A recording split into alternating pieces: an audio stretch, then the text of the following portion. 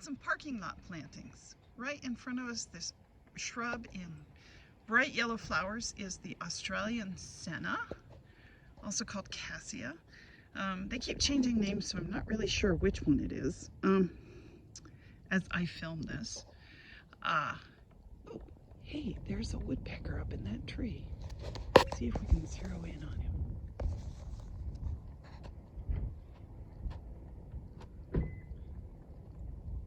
That's an acacia tree. It's a non-native acacia from Africa. And the flowers are very fragrant and sweet, but the problem is they're not really happy in our landscapes. They're also kind of messy. Their pods fall all over the ground. So